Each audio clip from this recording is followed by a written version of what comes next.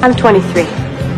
Remember how old 23 seemed when you were little? I mean, I thought people were going to be traveling in airlocks and I would have 5 kids. Here I am. Kamakailan lang nag-celebrate ng kanyang ika-23rd birthday ang kapatid actress at young CEO na si Andrea Brillantes. Makikita ang kaligayahan ng dalaga dahil sa murang edad ay marami na siyang na-achieve sa buhay. Things are, they're basically the same. I think, time's running out to do something bizarre. Somewhere around 25. Sinurpresa naman si Andrea Brillantes na may-ari ng salon na lagi niyang pinupuntahan tuwing nagpapaayos ng buhok. Napapawaw si Andrea sa napaka-cute na birthday cake para sa kanya.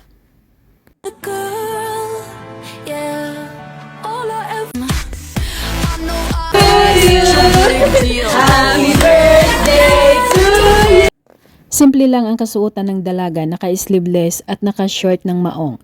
Napakaganda niya lalo bago niyang hair color at hairstyle at kitang-kita ang slim na nito.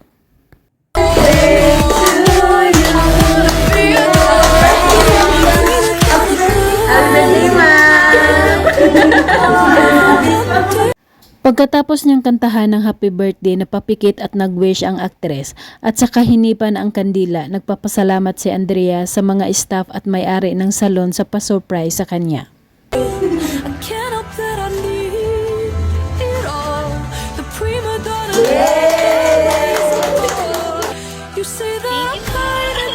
Sa kanyang Lucky Beauty photoshoot naman sa kalagitnaan ng kanyang trabaho, pumunta ang lahat ng mga staff sa studio para i-surprise siya at nagdala sila ng napakagandang kulay asul na birthday cake.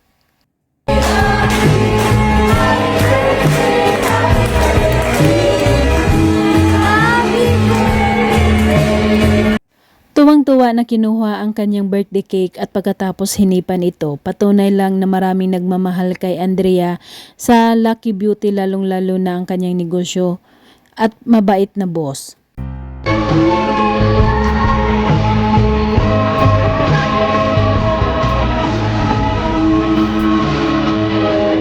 Sa edad na 23 years old, marami nang napatunayan ang aktres at matagumpay ito sa buhay. Magaling na aktres, magaling din na businesswoman at mapagmahal sa pamilya, kaya binibless siya ng sobra.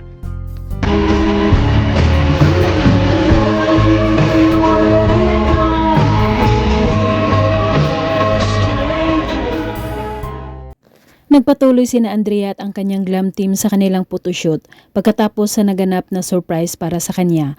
Ang kanilang ginawang photoshoot ay para sa kanilang bagong product para sa Lucky Beauty Cosmetics.